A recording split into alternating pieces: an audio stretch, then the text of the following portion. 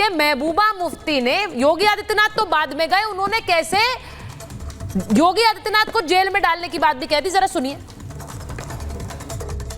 जिनके ऊपर अयोध्या में श्री राम ने बुलडोजर चला दिया उस सीट पे, तो उसको तो लोगों को पकड़ के जेल में डालना चाहिए था, जैसे वो एनकाउंटर करते हैं, पर वहाँ तो कुछ नहीं किया। यहाँ आएंगे आप घंटी बजाने के लिए। वकार साहब, ये महबूबा मुफ्ती कह रही हैं जेल में डालना चाहिए। कश्मीर में तो बहुत से लोगों को जेल में डालना चाहिए था सर, लेकिन उस पर वो बोलती नहीं है कभी। जिन लोगों ने पत्थर पकड़ा दिए उन्हें भी जेल में डालना चाहिए। जिन लोगों ने कश्मीरी पंडितों को वहां से मारकर भगा दिया उनको जेल में डालने की बात कभी नहीं कही उन्होंने आज तक। योगी को डालना है उन्हें जेल में। देखिए मैडम, कश्मीर के 20,000 लोग जेलों में हैं इससे पहले, और अभी तक जेलों में हैं, और बनारस से लेकर पूरे देश की तमाम जेलों में कश्मीरी बंद हैं, बेगुनाह जेलों में बंद हैं। वो लोग जेलों में बंद हैं जिनके ऊपर कोई केस ही नहीं है, और जो बीजेपी से हाथ मिला रहे हैं उनको छोड़ा जा रहा है चुनाव की रैलियां करने के लिए। एक केस, मतलब मैं आपको अभी एक केस बताता हूँ। एक केस हवाला मनी का, टेरर फंडिंग का एक केस में तमाम कैदी बंद हैं, जिसमें इंजीनियर शीत आज चुनाव लड़ रहा है, खुलेआम बाहर है, और यासीन मलिक उम्र कैद भुगत रहा है। तो वहीं से पता चल जाता है कि जो आपके साथ हाथ मिलाएगा वो देशभक्त है, जो आपके साथ हाथ नहीं मिलाएगा वो आतंकवादी है। अब रही योगी की बात, योगी एक पुजारी है, उसको मंदिर में कहीं भेजो आप घंटा बजाने के लिए, सियासत उसके बस की बात नहीं है। कश्मीर तो छोड़िए, वो पीओके तो दूर की बात है। कश्मीर में आकर भाटी साहब क्या बात कर रहे हैं आप? कश्मीर में भाटी साहब क्या बात कर रहे हैं आप? कश्मीर में आकर पेंट बन जाए। वकार जी, आपने कहा कि उन्हें मंदिर में जाना चाहिए, तो वो मंदिर जाते हैं, अभी भी जाते हैं। नहीं, वो मंदिर जाते हैं, लेकिन एक सूबे को भी संभाल रहे हैं, और जनता ने उन्हें दूसरी बार चुनकर फिर से भेजा है, मंदिर में कुछ नहीं आता। जनता ने फिर से भेजा है। तो मेरा सवाल ये है कि जिसे जनता चुनकर भेज रही है उसे आप जेल में डालने की बात कहेंगे? जनता तय करेगी ना, आप थोड़ी तय करेंगे। सुचेता जी, राधिका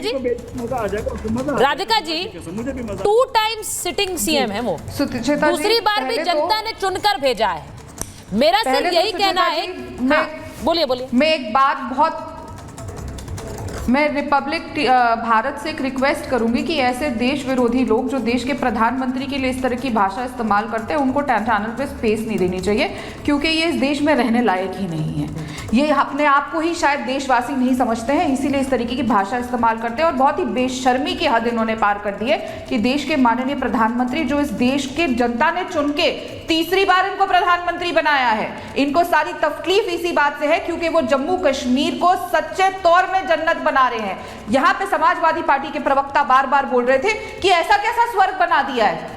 तो भाई साहब, मैं आपको बता दूं, स्वर्ग उसी दिन बन गया था जब यहाँ पे तिरंगा लहराया था, और तभी से आपको जम्मू कश्मीर में नर्क दिखाई देने लग गया कि कैसे यहाँ पे मिलिटेंसी खत्म हो रही है, कैसे यहाँ पे शांति हो रही है, कैसे यहाँ पे तिरंगा लहरा रहा है। आपको इस बात से तकलीफ है कि जहाँ पे पहले कैंपेन नहीं किया जा सकता था 6 बजे के बाद, आज डोर टू डोर कैंपेन होता है और रात में भी लोग कैंपेन कर सकते हैं। आपको इस बात से तकलीफ है कि कैसे कश्मीर एक स्वर्ग बन गया है, जहाँ पे झेलम में एक बढ़िया रिवर साइड बन गया है, झेलम नदी के साथ नाइट मार्केट्स बन रहे हैं, और इतना प्रोग्रेस हो रही है। 2 कैंसर हॉस्पिटल्स हैं, 2 एम्स खुल रहे हैं, 7 मेडिकल कॉलेजेस हैं। कैसे प्रोग्रेस कर रहा है? ऐसे कैसे हो सकता है कि जम्मू कश्मीर का बच्चा स्कूल जा रहा है? सारी तकलीफ इंडिया अलायंस से लेकर एक पार्टी को इस बात की है कि कैसे यहाँ पे पत्थरबाजी बंद हो गई है, कैसे यहाँ पे हर रोज बंद नहीं हो रहा है, कैसे यहाँ का बच्चा, यहाँ का भविष्य स्कूल जा रहा है।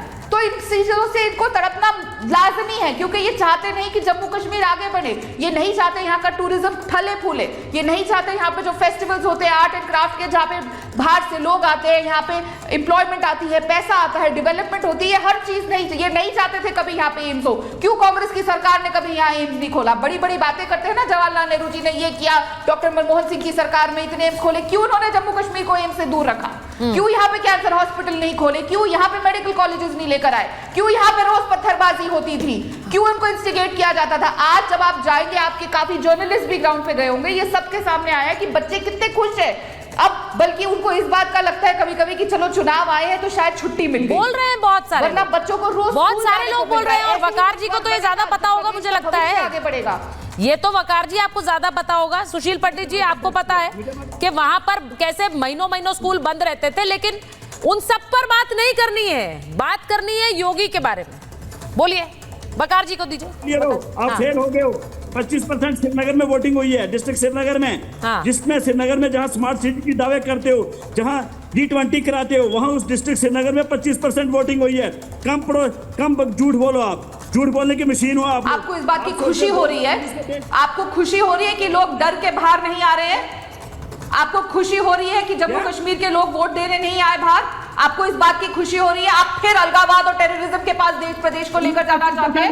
आपको दुख होता है जब तिरंगा लहराता है, आपको दुख होता है जब बच्चे स्कूल जाते हैं, आपको सिर्फ उसी बात से खुशी होती है कि हाय वोटिंग नहीं हुई।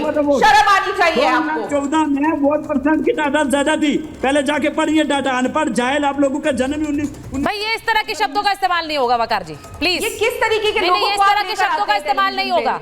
This is a civilized debate, प्रधानमंत्री से this is a civilized debate, और इसमें इस तरह की भाषा का इस्तेमाल नहीं होता है। इसमें आप जिन लोगों को बुलाया गया सर, इस तरह की भाषा का इस्तेमाल आप करेंगे?